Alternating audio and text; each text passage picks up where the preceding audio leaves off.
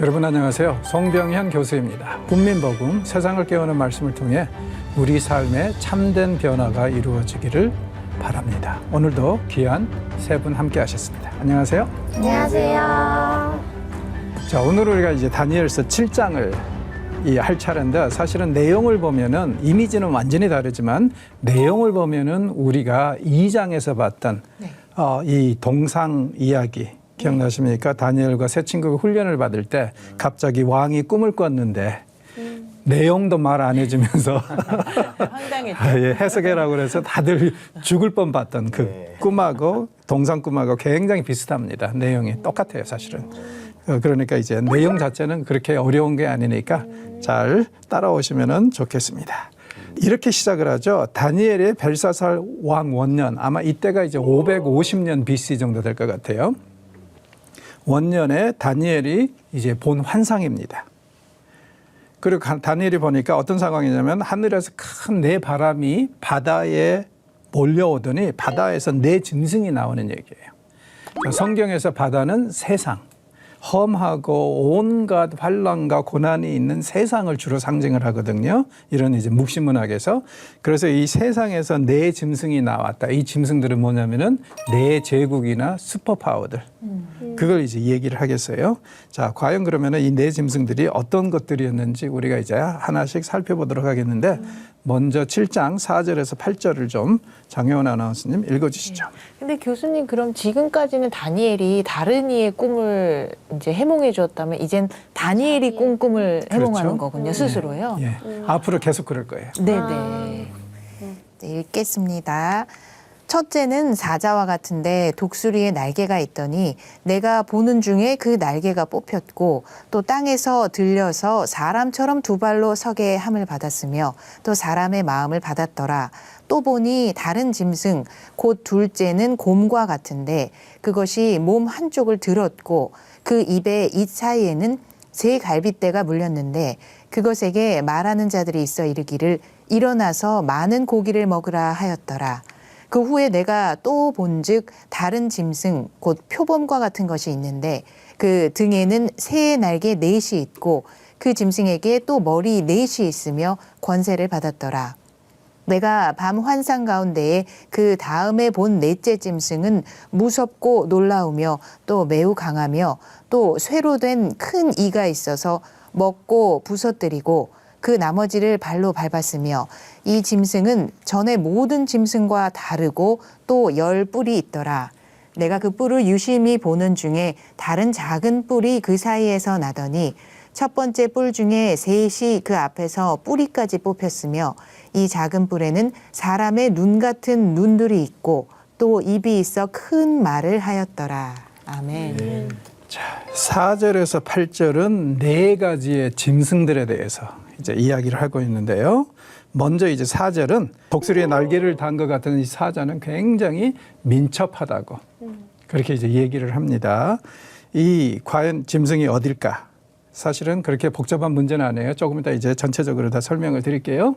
그 다음에 이제 두 번째 짐승은 특징이 뭐냐면은 곰과 같이 서 있는데 갈빗대를 3개를 물고 있다. 그렇죠? 그 다음에 이제 이 세 번째 짐승은 날개가 넷이 있고 머리가 넷을 단 표범이에요. 점점 이상해지죠. 괴상해지는데요.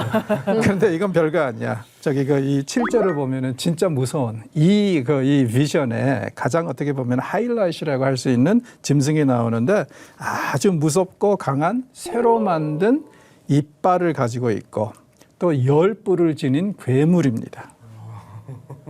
이런 거 보셨어요? 만화에서도 안 본 것 같은데. 자, 이런 거 우리는 이제 요즘 말로 하면 하이브리드라고 그래요. 도저히 이거 뭐 이 세상에 있는 짐승은 아니니까. 네네. 그렇죠. 그런데 또 특징이 뭐냐면은 이 10뿔 중에 그러니까 네 번째 짐승이 10뿔을 가지고 있는데 그 10뿔 중에 3개가 뿌리가 뽑히면서 거기서 작은 뿔이 나와요. 그러더니 제일 이제 커지죠. 중요한 것은 뭐냐면은 이 작은 뿔에는 어떻습니까? 사람의 눈 같은 것이 있고 또 입 같은 것이 있어서 망을 해요. 대부분 사람들이 이 마지막에 나오는 이 작은 뿔에 너무 관심을 많이 갖는 것 같아요. 그죠? 그래서 이걸 우리는 적그리스도라고 하기도 하고 온갖 이제 많은 얘기들을 하는데 사실은 별거 아니에요. 이제 하나하나 뽑도록 합시다. 제일 먼저 나오는 짐승을 이제 소개를 하기 전에 이 네 짐승을 요약적으로 보이면은 이런 식으로 사자, 곰, 그 다음에 표범, 그리고 마지막에는 하이브리드. 그렇게 이제 얘기를 할 수 있을 것 같습니다. 첫 번째 짐승은요, 이게 이제 뭐냐면은 사자와 독수리를 섞어 놓은 짐승이잖아요.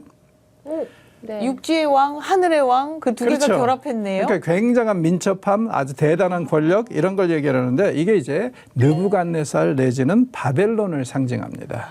국가적으로 말하면은.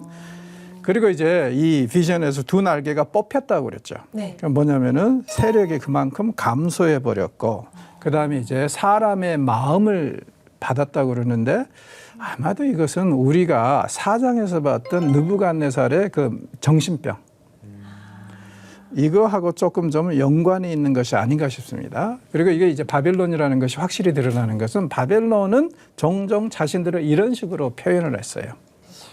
그래서 보면은 얼굴은 사람인데 독수리의 날개를 가지고 있고 몸탱이는 사자.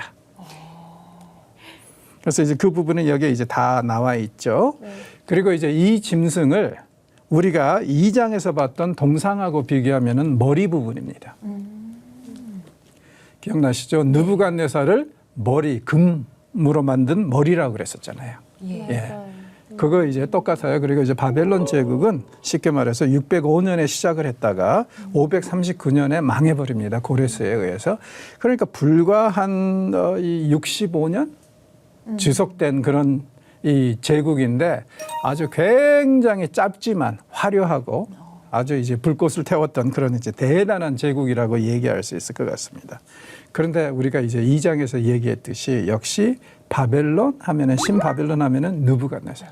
가장 오래 통치했고 그 다음에 제국을 세웠고 그리고 가장 화려하게 이 번영을 시켰으니까. 네. 그런 나머지들은 조금 좀 모자랐어요.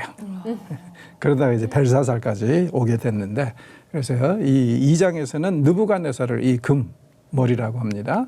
자, 둘째 짐승은요. 지금 곰 그리고 갈빗대 3개를 물고 있다고 그랬죠. 자, 이 메데 페르시아 제국입니다. 원래 이제 메데 페르시아가 연합 체제를 형성해서 바벨론을 이제 대항했는데 처음에는 메데가 컸어요. 그러다 나중에는 이제 고레스가 페르시아의 왕이 되면서 완전히 메데를 거의 흡수하다시피 해서 그래서 이 곰이 한쪽을 들고 있다고 얘기를 합니다. 훨씬 더 강해져 버려서 양쪽으로 서 있는 게 아니라. 그리고 이제 입에 물려있는 새 갈빗대는 분명히 그들이 점령한 나라들로서 바벨론, 리디아, 이집트 자기네들로 종속시켰던 그런 나라들이 지금 대국들을 상징합니다. 먹어버렸다 이런 의미죠. 그렇죠. 잘 드셨어요. 네. 그다음에 이제 동상하고 2장의 동상하고 비교하면 이게 다름 아닌 두 팔을 가진 은, 가슴, 그렇죠. 상체. 이게 이제 곰하고 똑같은 겁니다. 그다음에 이제 세 번째 짐승이 머리가 넷이고 날개가 넷이 달린 표범이라고 그랬잖아요. 네. 자, 날개는 반드시 또 뭐겠어요? 민첩함의 상징이죠. 네. 그리고 이제 얼굴이 4개다. 그러면은 이건 뭐냐면은 통치자가 넷이 나올 거라는 거예요, 여기서. 얼굴이 4개라는 것은 자, 그리스의 알렉산더 대왕. 네. 그 헬라 제국을 이렇게 얘기합니다. 이 사람이 얼마나 민첩한 표범을, 왜 민첩한 표범으로 표현이 되냐면은 10년 만에 그 누구도 정복하지 못한 세상 대제국을 정복을 했습니다. 이 사람이 인도까지 왔어요. 맞아요. 네. 그래서 조금 이따 이제 지도를 보여드릴 텐데 그 이전에 이제 탄생했던 그런 제국하고 비교가 안 됩니다. 범위가. 그걸 다 10년 만에 이뤘어요. 아, 그 속도의 빠름 때문에 표범에 비유했군요. 게다가 날개. 아, 날개와. 그러니까 이제 날개와 표범의 민첩함이 겸해지니까 어때요? 독수리의 날개. 와, 진짜 빠르네. 진짜 빠르죠. 아니, 세상에 누가 10년 만에 아시아까지 제패를 합니까? 그죠? 자, 내 얼굴을 가진 이유는 뭐냐면은 알렉산더 대왕이 젊은 나이에 죽어버려요. 네. 그리고 그가 이룩한 것을 다 4명이 나눠 가져버립니다. 그의 장군들이. 네. 그의 이제 아들이 어렸었는데 아들하고 이 와이프는 독사를 시켜버리고 그리고 나눠 가져서 얼굴이 지금 4개가 나오는 거예요. 첫 번째는 이제 마게도냐와 그리스 지역을 차지한 엔티파트라는 사람. 이 사람이 이제 후에는 이제 카산드로 알려지기도 하는데 그 사람의 제국이 나오는 거고 그다음에 트레스와 소아시아를 리시마쿠스라는 사람이 장군이 점령을 합니다. 그리고 이제 시리아는 니카토라는 장군이 점령을 해서 이제 성경하고 가장 연관이 되어 있는 제국을 만들고요. 그다음에 이제 이집트와 팔레스타인 지역은 이 시대에는 톨레미가 다스리는 그런 시대. 그리고 톨레미에서 나오는 굉장히 유명한 사람이 하나 있죠. 누구죠? 클레오파트라. 자, 동상과 연결했을 때 이 3번째 짐승, 내 얼굴을 가진 표범은 바로 이제 이 하체, 노수로 이루어졌던 하체 기억나시죠? 네. 예, 그 스컬트 있는 그 부분, 배 부분이라고 얘기할 수 있을 것 같아요. 그 다음에 이제 넷째 짐승이 이제 괴물이죠. 하이브리드라고 얘기했는데 다른 짐승하고 계속 차별화가 되고 있어요. 뿔도 많지만 굉장히 사납고 이도 철로 돼 있어서 아주 굉장히 힘이 세다고 그러죠.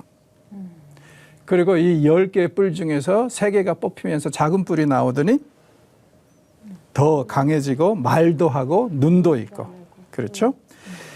자, 이건 분명히 로마 제국입니다.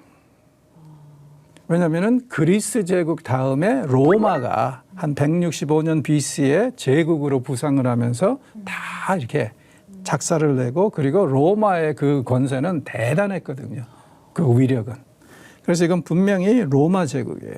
자, 재미있는 게 뭐냐면은 이 로마 제국의 이야기에서 작은 뿔이 나오잖아요. 네. 근데 사실은 내용을 보면은 이 작은 뿔에 대한 이야기는 전에 있었던 그 이 헬라 제국 중에 하나에는 셀리우쿠스 왕조의 왕에 대한 이야기예요. 이 안티오코스 4세라고 그래서 이게 이제 구약에서는 적 그리스도의 상징이 되거든요. 그 사람은 분명히 그쪽에 속했는데 사실은 여기서는 어때요? 작은 이게 로마 제국에서 나오는 작은 뿔로 표현이 되죠. 네. 왜 그러냐면은 묵시문학이라는 게 항상 그래요.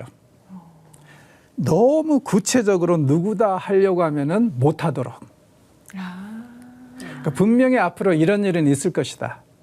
그리고 이건 분명히 종말에 대한 일이다 하면서 이제 말씀을 하시는데 인간은 어때요? 자꾸 구체적으로 이 사람이다. 그러면 이제 내용을 보면은 분명히 안티오코스 에피파네 4세가 맞아요. 이 작은 뿔은. 그런데 이 사람이 자기 제국에 속한 게 아니라 아직 시작도 안 된 로마 제국에 속한 사람처럼 묘사가 되는 게 너무 1대1로 매칭을 하지 말라는 거죠. 이게 제가 볼 때는 이 묵시문학을 자꾸 해석하는 사람들이 제일 큰 문제인 것 같아요. 자꾸 이게 누구다, 적 그리스도다, 뭐 666이다 하면서 막 이렇게 파고드는데 그걸 금하기 위해서 내용은 분명히 이건데 또 다른 형태로 나타나고 네. 겸손하게 하는 거죠. 그래서 이제 동상과 연결하면은 넷째 짐승은 종아리, 철종아리 기억나시죠? 네. 자, 우리가 잘 알다시피 철이라는 것은 굉장히 강한 거잖아요. 네. 철종아리, 여기에 이제 또 10개의 뿔이 나오는데 이 10개의 뿔은 뭐하고 연관이 있냐면은 10개의 발가락. 철종아리가 쓱 이렇게 연결이 되면서 흙과 철이 섞여서 네. 연합이 잘 안 되는 그런 발의 모습을 가졌잖아요. 그걸 우리는 이제 2장에서 로마 제국이 일단은 이렇게 10개 나라, 열은 만수잖아요. 많은 나라의 연합체제로서 언젠가 종말에 반드시 한번 태어날 것이다, 다시. 그때가 이제 적그리스도의 시대다. 이렇게 이제 얘기를 한 적이 있었는데 그런 이제 부분이 여기서 이제 나오기 시작합니다. 자, 그러면은요, 지금까지의 내용을 정리를 해보면은 2장하고 연결을 했을 때 지금 4자는 바벨론 제국. 네. 그 다음에 고음은 메데 페르시아. 그리고 이제 표범은 그리스, 헬라 제국. 그렇죠? 그리고 이제 마지막에 이 짐승 하이브리드는 로마 제국. 그러면 로마 제국 끝이 나면은 끝나야 되는 거 아닌가요? 그렇게 해석하면은 사실 세상에 종말은 이미 왔어야 되죠. 이건 뭐냐면은 세상의 권세에 어떻게 보면은 디그레데이션이 있죠. 시간이 지날수록 악화되고 나빠지는. 왜냐하면 넷이라는 것을 통해서 세상은 항상 이렇게 될 것이다. 전 세대보다 더 좋아진다고 하기보다는 더 악화가 될 것이다. 시간이 지날수록. 왜냐하면 보세요. 시간이 지날수록 더 잔인해지잖아요. 맞아요. 마치 2장에서 금으로 시작했다가 은, 그 다음에 놋, 나중에는 철. 보면은 가치로 보면 어때요? 금이 제일 비싸고 철이 제일 싸죠. 그런 것처럼 시간이 지나면서 또한 그 강력함을 표현할 때 금은 그렇게 강한 메탈은 아니잖아요. 네. 그런데 철은 진짜 강하잖아요. 네. 그런 것처럼 시간이 지나면서 세상을 다스리는 제국들의 그 권세들의 파워는 계속 어때요?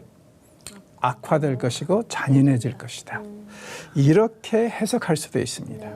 그러니까 이걸 가지고 너무 구체적으로 어느 나라다. 그건 이제 세대주의자들이 하는 얘기인데 역시 지금도 이런 게 굉장히 많아요. 2차 대전에도 그랬고 뭐 이런 것들이 너무 많았어요. 네. 그냥 성경은 이 넷을 하나의 샘플링으로 삼아서 앞으로 세상은 계속 악화되면 악화되지 좋아지지는 않을 것이라는 그런 의미를 줄 수도 있어요. 그러니까 전체 맥락이나 흐름만 보는 게 맞다는 그렇죠. 것이죠. 예, 제가 볼 때는 너무 구체적으로 이 사람이다 할 때는 조금 뒤로 물러서세요. 그럼 바람직한 건 아닌 것 같아요. 자, 그러면은 세상이 이렇게 끝날 것인가? 다행인 것은 그렇지 않습니다. 9절에서 12절 우리 반동현 형제님 읽어주시죠. 내가 보니 왕자가 놓이고 옛적부터 항상 계시니가 좌정하셨는데 그의 옷은 희기가 눈 같고 그의 머리털은 깨끗한 양의 털 같고 그의 보좌는 불꽃이요 그의 바퀴는 타오르는 불이며 불이 강처럼 흘러 그의 앞에서 나오며 그를 섬기는 자는 천천히요 그 앞에서 모셔 선자는 만만이며 심판을 베푸는데 책들이 펴 놓였더라.